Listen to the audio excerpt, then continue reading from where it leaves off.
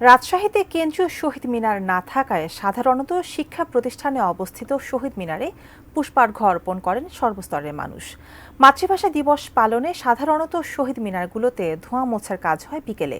Rajshahi college শহীদ মিনার থেকে প্রস্তুতির খবর জানিয়েছেন প্রতিনিধি বুলবুল।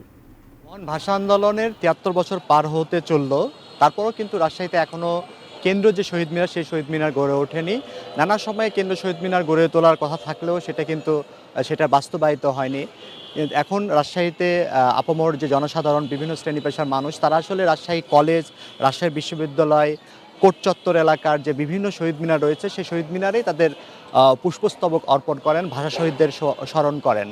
তো সেই জায়গা থেকে আসলে যে প্রস্তুতি, সেটা আসলে প্রত্যেকটা স্ব প্রতিষ্ঠান তাদের একটা প্রস্তুতি থাকে। এই প্রভাত ফেরিতে যারা মানুষজন আসে, যে সাংস্কৃতিক সংগঠন, যে ব্যক্তি, জনসাধারণ যারা আসেন, তারা কিন্তু একটা আলাদা প্রস্তুতি নিয়ে এসে আমরা দেখি যে শহরকেন্দ্রিক যারা মানুষ রয়েছেন তারা এই রাজশাহী কলেজের যে শহীদ মিনার সেই শহীদ মিনারে তারা তাদের পুষ্পস্তবক অর্পণ করেন। এর বাহিরে বিশ্ববিদ্যালয় কেন্দ্রিক আশেপাশে যারা মানুষজন, বিশ্ববিদ্যালয়ের ছাত্রছাত্রী, শিক্ষকরা, তারা রাজশাহী বিশ্ববিদ্যালয় শহীদ মিনারে সেখানে পুষ্পস্তবক অর্পণ করে। অর্থাৎ এখানে শহীদ মিনার কেন্দ্রিক যে ধোয়া মোছা ঝাড়পোছ, সেগুলো কিন্তু এটা দেখা যায় যে সাধারণত বিকেলের দিকে করা হয়ে থাকে। এবং আর যারা আসলে প্রভাত ফেরিতে অংশ নেবেন তাদের একটা প্রস্তুতি আমরা দেখি যে সেই প্রস্তুতি কিন্তু যারা ব্যক্তি সংগঠন রয়েছে তারা নেন। তো আগামীকাল সকাল থেকে প্রভাত ফেরির মধ্য দিয়েই আসলে যে ভাষা আন্দোলনের, ভাষা শহীদদের স্মরণের জন্য যে গুরুত্বপূর্ণ অংশ প্রভাত ফেরি, সেটা আসলে